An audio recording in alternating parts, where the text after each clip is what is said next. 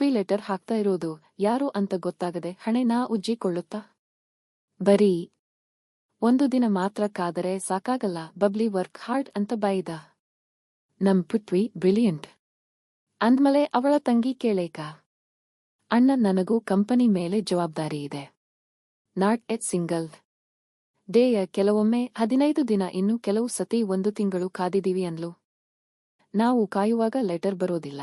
ಆ ಟಾಪಿಕ್ನ ಮರೆತು ಆಫೀಸ್ ಕೆಲಸದಲ್ಲಿ ಬಿಸಿಯಾದಾಗ ಮತ್ತೆ ಲೆಟರ್ ಬರುತ್ತೆ ಅನ್ಲು. ಓ, ಈ ತರ ಬೈನ್ ಯೂಸ್ ಮಾಡ್ತಾ ಇದ್ದಾರ ಅಂತ ಪೃಥ್ವಿ ಯೋಚನೆ ಮಾಡಿ, ಸರಿ ನೀನು ಇವಾಗ ಹೋಗಿ ನೆಮ್ಮದಿಯಾಗಿ ಮಲಗು, ನಾನು ಬಂದಿದ್ದೀನಲ್ಲ ಯೋಚನೆ ಮಾಡಬೇಡ ಅಂದ ಪೃಥ್ವಿ.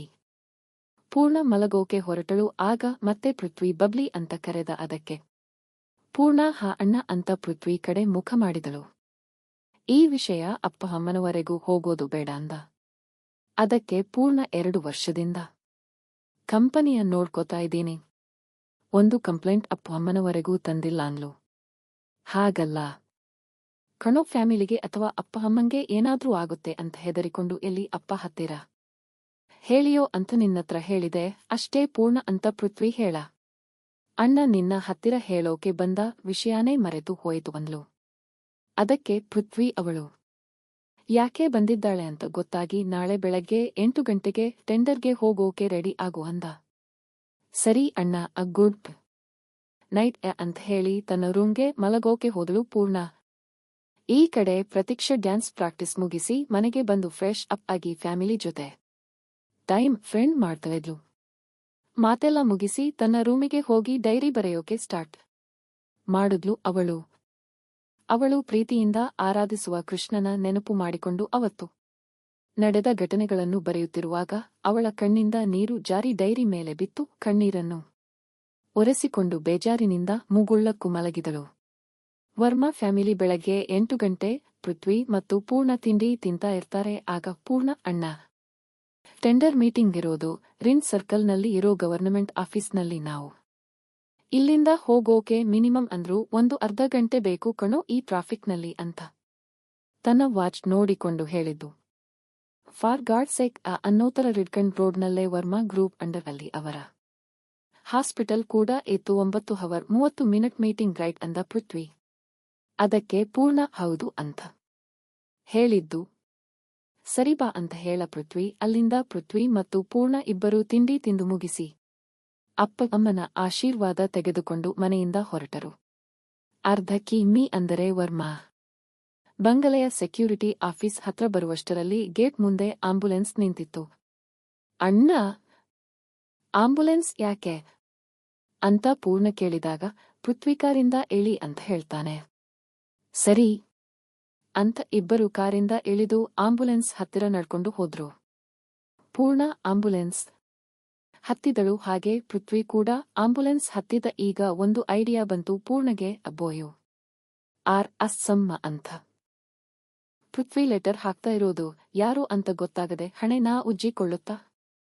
ಬರೀ ಒಂದು ದಿನ ಮಾತ್ರ ಕಾದರೆ ಸಾಕಾಗಲ್ಲ, ಬಬ್ಲಿ ವರ್ಕ್ ಹಾರ್ಡ್ ಅಂತ ಬೈದ. ನಮ್ ಪೃಥ್ವಿ ಬ್ರಿಲಿಯಂಟ್ ಅಂದ್ಮಲೆ ಅವಳ ತಂಗಿ ಕೇಳೇಕ. ಅಣ್ಣ, ನನಗೂ ಕಂಪನಿ ಮೇಲೆ ಜವಾಬ್ದಾರಿ ಇದೆ. ನಾಟ್ ಎಟ್ ಸಿಂಗಲ್ ಡೇಯ, ಕೆಲವೊಮ್ಮೆ 15 ದಿನ, ಇನ್ನು ಕೆಲವು ಸತಿ 1 ತಿಂಗಳು ಕಾದಿದೀವಿ ಅನ್ಲು. ನಾವು ಕಾಯುವಾಗ ಲೆಟರ್ ಬರೋದಿಲ್ಲ. ಆ ಟಾಪಿಕ್ನ ಮರೆತು ಆಫೀಸ್ ಕೆಲಸದಲ್ಲಿ ಬಿಸಿಯಾದಾಗ ಮತ್ತೆ ಲೆಟರ್ ಬರುತ್ತೆ ಅನ್ಲು. ಓ, ಈ ತರ ಬೈನ್ ಯೂಸ್ ಮಾಡ್ತಾ ಇದ್ದಾರ ಅಂತ ಪೃಥ್ವಿ ಯೋಚನೆ ಮಾಡಿ, ಸರಿ ನೀನು ಇವಾಗ ಹೋಗಿ ನೆಮ್ಮದಿಯಾಗಿ ಮಲಗು, ನಾನು ಬಂದಿದ್ದೀನಲ್ಲ ಯೋಚನೆ ಮಾಡಬೇಡ ಅಂದ ಪೃಥ್ವಿ. ಪೂರ್ಣ ಮಲಗೋಕೆ ಹೊರಟಳು. ಆಗ ಮತ್ತೆ ಪೃಥ್ವಿ ಬಬ್ಲಿ ಅಂತ ಕರೆದ. ಅದಕ್ಕೆ ಪೂರ್ಣ ಹಾ ಅಣ್ಣ ಅಂತ ಪೃಥ್ವಿ ಕಡೆ ಮುಖ ಮಾಡಿದಳು. ಈ ವಿಷಯ ಅಪ್ಪ ಅಮ್ಮನವರೆಗೂ ಹೋಗೋದು ಬೇಡ ಅಂದ. ಅದಕ್ಕೆ ಪೂರ್ಣ 2 ವರ್ಷದಿಂದ ಕಂಪನಿಯ ನೋಡ್ಕೋತಾ ಇದ್ದೀನಿ, ಒಂದು ಕಂಪ್ಲೇಂಟ್ ಅಪ್ಪ ಅಮ್ಮನವರೆಗೂ ತಂದಿಲ್ಲ ಅನ್ಲು.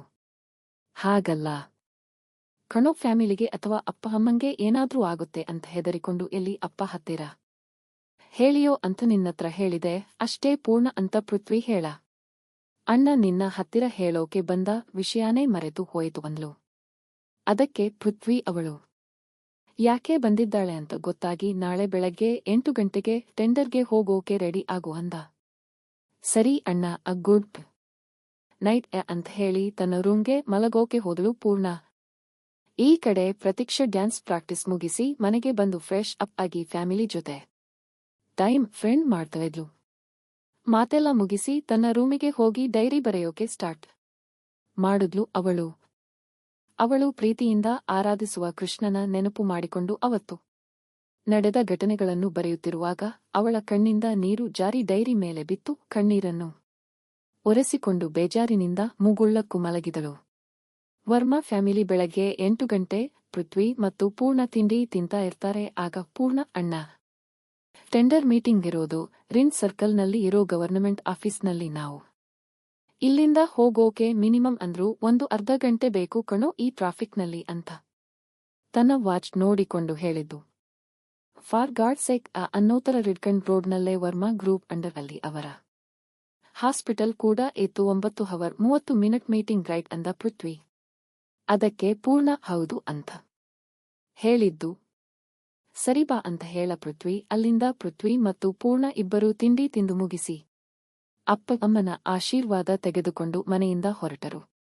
ಅರ್ಧ ಕಿ.ಮೀ ಅಂದರೆ ವರ್ಮಾ ಬಂಗಲೆಯ ಸೆಕ್ಯೂರಿಟಿ ಆಫೀಸ್ ಹತ್ರ ಬರುವಷ್ಟರಲ್ಲಿ ಗೇಟ್ ಮುಂದೆ ಆಂಬ್ಯುಲೆನ್ಸ್ ನಿಂತಿತ್ತು. ಅಣ್ಣ, ಆಂಬ್ಯುಲೆನ್ಸ್ ಯಾಕೆ ಅಂತ ಪೂರ್ಣ ಕೇಳಿದಾಗ ಪೃಥ್ವಿ ಕಾರಿಂದ ಇಳಿ ಅಂತ ಹೇಳ್ತಾನೆ. ಸರಿ ಅಂತ ಇಬ್ಬರು ಕಾರಿಂದ ಇಳಿದು ಆಂಬ್ಯುಲೆನ್ಸ್ ಹತ್ತಿರ ನಡ್ಕೊಂಡು ಹೋದ್ರು.